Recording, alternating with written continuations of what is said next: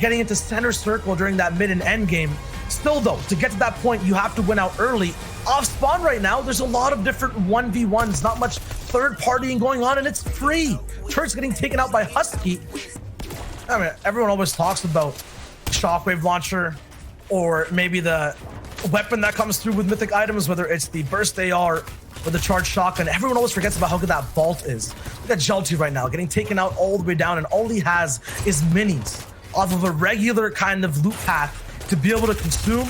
No chug splashes, nothing else to kind of comfort him in this defensive spot. So he gets taken out by Cosmic super fast. Crims is recognizing danger now, possibly looking to set up the bait. Yes, he's setting himself up. He's trying to go on in. Does mess up the crash pad there, but it's okay. He's on the other side of the wall now of Ethical. Looking for the control, and yes, he's going to find the tack follow-up, and that's all he's going to need there. The first elim for himself this time around. We'll be seeing a few key eliminations here and there in the feed. On the top left, just pay attention to the names. We'll tune into a few of these fights. I feel like it'll be same old right now. Yep, Panda with another big, I would say, wide shot. Panda's just really good now. This is the second game we've seen it. At charging that pump midair and letting it go at the last second, baiting, enticing his enemy to overpeak and overcommit to fights. It's that rhythm. He's got it down pat, comfortable with the cadence of the charge. You're seeing it. It puts to use masterfully here. But it's not enough. These early game fights are what's carrying his points right now. He's going to need a little more if he wants to make it to the final table with the big boys. Hold up, though. Someone who's up there with the rest of the bigs. It's Flick, man. Flick's having quite the day right now. Absolutely. And every time I tune into these fights, so many things change. Right now, it's health counts and ammo counts and these shotguns.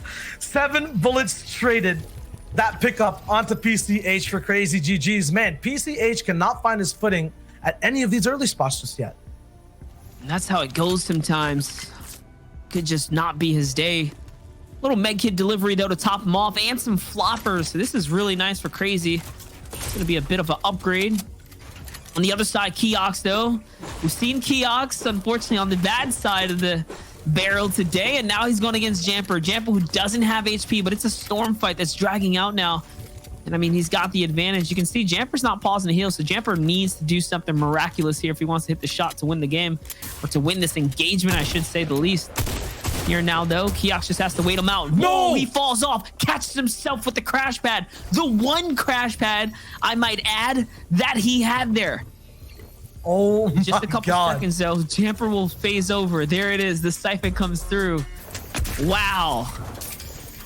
That's a save. And a rhyme for the books, too. Dr. Seuss would be impressed himself. Now Stretch. Similar position against Avery. These guys know each other. They play against each other all the time. Whether it's fights inside creative or in competitions with or against each other. Cash cups to tournaments. Kind of flip over here on the shields versus HP situation between them both. They're looking for shots. And usually I would play by play this fight, but I'm going to tune you guys in to how you can follow story while this happens. So yes, they'll take shots against each other. They'll trade. You'll follow their HP pools right now, their ammo counts. That's all relevant. Just take a look at Stretch's points overall as he lands bullets. What is his motivation to hit that nice 6 shot onto Avery? He's playing behind everyone else right now. On top right now is a scary sight. Looking for some control, though. Great cone usage. Not going to find the one that he's going to need, though. And now steps over and just battling, literally battling for the drop right now. He wants this launch pad, but so does Crunchy. Let's not forget, Crunchy's been having a day for himself, and now it's not looking too good. He's got the vet on the other side of the box here. He wants this tag. Yes, he's going to find it. Bye-bye, Crunchy. And a great delivery here. An upgrade for Commandment. There's no way if you have a purple charge with floppers, minis, and I think a little bit of rotation, you make that play as Crunchy. I'm so curious as to why he risked it all just for a pad. Wish we got to see his loadout, but it's all good. It's P-God's POV we're watching right now. Suspense as the replay pauses for a hot second. We see P-God actually come out on top. Minis and everything still in tow. He's looking for a 50 pot or maybe just something else that can top him off to 200 effective HP. It might be some shots on the Caustic. What a fast pullout and a fast shot there. Let's go. Vamos, P-God. That's what we like to hear and say for the LATAM community out there that likes to tune in here for the Dreamhack Finals. Guys, let's not forget, this is game number 3. This is the halfway mark now. And here, we're getting closer and closer. Let's not forget, Thomas is on the bubble. He's in the top 20 right now. So close to edging his way into top 10. Coming into this right here, that break off, that cutoff point was 81 points. That's a 2 elimination difference, guys. Thomas already at 1 has suddenly started to gap that difference here. But hold up, the enemy on the other side, it's Booga, who takes the cone, controls the build, and grants himself with the shockwave launcher and Kit's mythic shotgun as well. That is the most impactful elimination you can ask for this early in the game right now. NQ's though has an issue here. Blues is trying to fight right now. Looks like he needs a little more, but okay, NQ's gonna answer back with a shotgun shot of his own to 120 and almost loses the trade. A 3 HP save is gonna be what keeps him in the game right now. 25 points, Shyo. Remember, we talked about it. Yeah. He needs to do more. He needs to be able to survive all the way past this. I'm not sure if that's possible with the massive materials that with the massive ammo that he has. There it is onto Miro. This might be the most clutch elimination Stretch could ask for. A complete refresh of materials. He had none before. Now back all the way to max. It's tragic. It really is, because when he's alive in those grand finals, when he's alive in those end games, he keeps a lot of people in check who are playing this reactionary playstyle we're seeing in game 1, game 2. Are going for quick last-minute flicks. Stretch is so good at maintaining control. Not there this time. Here's Skittles with that reactionary gameplay. Nice quick shots onto Zer. Again, taken out before he sees an end game. This man was 4th at one point and is falling deeper and deeper into the ocean of not being able to win NA East. There was a key frag there too. Assault. First place is going to fall now, so that's going to open up the playing field here, really open up the canvas for everyone else to lay down their image of how they want this grand finals to all paint out and shape out here. Now that that's opportunity is up in the air, it's up to players like Skittles, who's at 109 points now, to snatch that first place. He can do this in a couple of different ways. It's by finding frags or just taking his time here, making his way to endgame.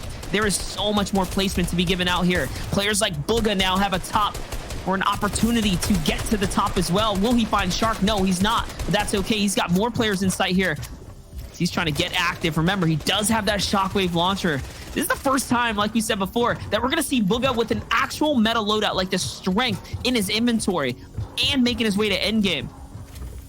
It's going to be amazing to see. He's so good at making his enemy do what he wants to do in a box fight. Now he can just orchestrate the entire server. Whatever track he wants to play, everyone else has to bop to. And if you don't like what he's putting down, you're going to get eliminated straight from the lobby with that shockwave launcher. Regardless, other people who are on top right now, who are unaware about who has the power loadout. Acorn, Bully, and Class, kind of in a triforce of a base all the way up top.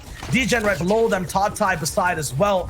People decide to kind of move out there. I'm not sure if you caught what the name was, Monster, the guy who had that grappler, but that'll be the best individual to kind of contain Booga and not let him run away with the music.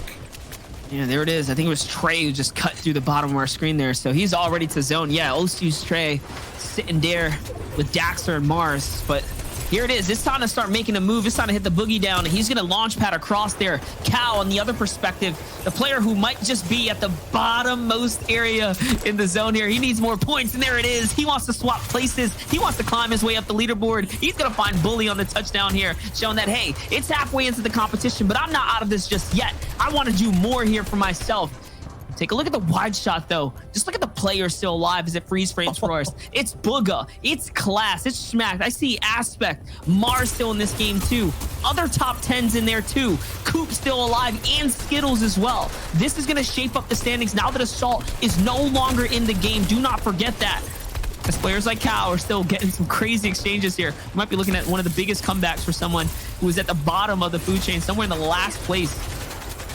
I took out Bully, who had so much on him because he was hyped the zone before. Chaz was trying to rotate, he got taken out. Now we're looking at Booga. Now he's still staying low-key, has not pressed play on the shockwave launcher just yet offensively. He's still playing these assassin kind of positions all the way around in cones, in and out. Now he's kind of near height, gets launch padded and then, crash padded by someone else, pushed forward. Daxter is getting popped up all the way across too. Everyone is staying side by side towards the front, all the way to the backside. His own P-God gets pumped out. Coop is surviving all the way low as Booga soars high and high time and time again. That's right. Let's not forget how the shockwave launcher works. You can snatch height and then launch players off into the zone. And there's nothing they can do about it. the super destructive weapon as it breaks all builds. Here it is, Bugha trying to set himself up for success. He's opening the floorboards up. He's ready to go flying here. He's trying to go up for height. Yes, he's gonna find the crack shot onto whoever's up top. And now it's just all an exchange on the bottom, though. On the low ground, Lakura finds himself a massive shot as well. That's going to be his second elimination. 120 points just about here for Lakura. Someone's in the box with him. It's big shots being traded. What is he going to do? He's in a storm now, trying to play for the flops. On the other side, though, Shyo, it's Bugha on high ground.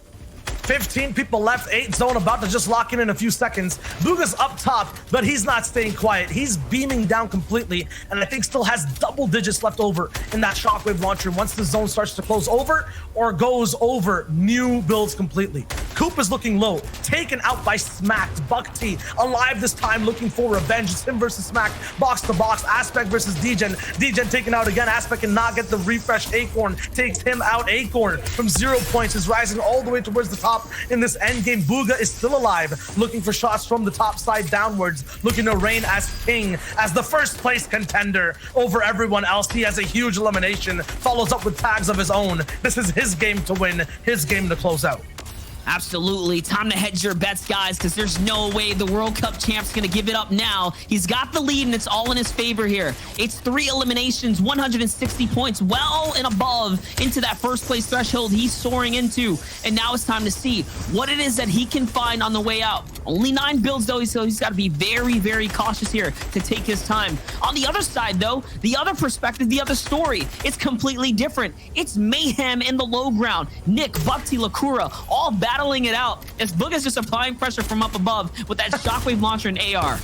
He doesn't even need to go down, but he will, just for the style points, just for the eliminations. If that happens, though, someone can go straight all the way up. Lakura is there in the air. Bugha has the insurance, though. It's not the shockwave. It's his top-tier aim that you can't forget. Bugha takes out the final top 2 players to become the winner of game number 3. For the grand finals here, out of 100 of the best players that have fought their way through the open qualifiers and the semifinals to be here to try and take their share of the $250,000 prize pool. That's going to be happening every month, chat. But look at him up on top once again. It's Bugha in the lead with 189 points. Actually a pretty good separation between him and Coop.